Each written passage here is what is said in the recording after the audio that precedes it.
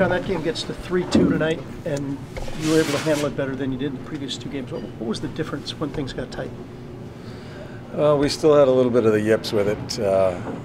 I thought Bob made some key saves at that time of the game. Then I thought we settled ourselves down. They're a tough team because there's so many deflections around the goal. And that, like the save Bob makes on Joe Pavelski, that's a set play with him and Burns. They've played together for so long. They're tough to stop. And at that point in time, you knew when they scored their goal late in the second period, it was going to come down to a close game. We have opportunities to make it 4-0. Cam hits the crossbar. We have a 3-on-1. We don't capitalize there, even with a shot on goal.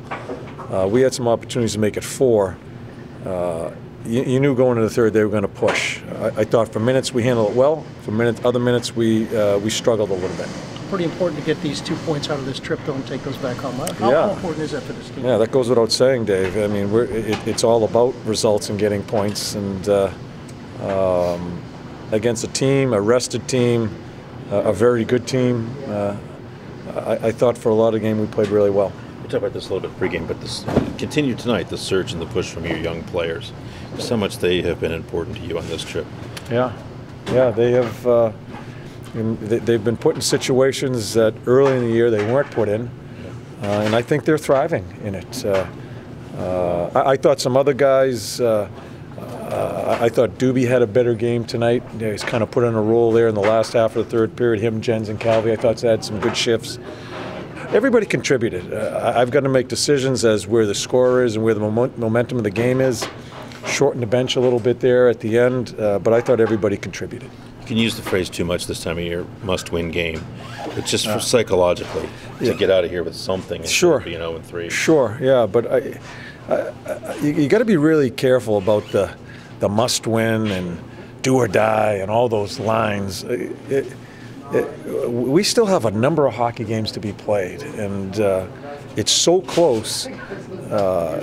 We just got to take it one game at a time. And I think the biggest difference this time of year is, from a coach's point of view, at least from my point of view, is I'm going to go with the guys that I think is going to give us a chance to win that game.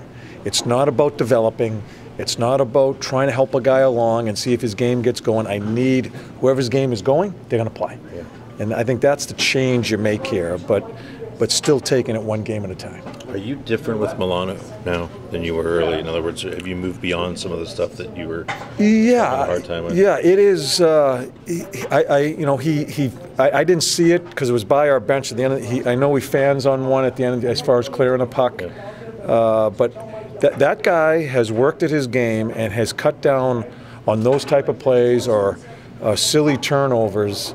I mean, more than half. He has really worked at that part of the game. I had a quick conversation before he went on the ice, just to keep his concentration as far as those things. And so it's not a constant conversation. It's just little thoughts going at him. And I think he feels so much more confident with the puck and in those situations. Bobrovsky, the best penalty killer, but you guys as a team were pretty darn good tonight. Penalty killing was the key in that first period, taking 3. Ended up icing a lot of guys. 3 and 4 nights, I was concerned. I wanted to use my whole bench, and then we're killing penalties left and right. Bob made some key saves, but our penalty killers were good and have been good for quite a while here now. So that's important. Okay. Thank you.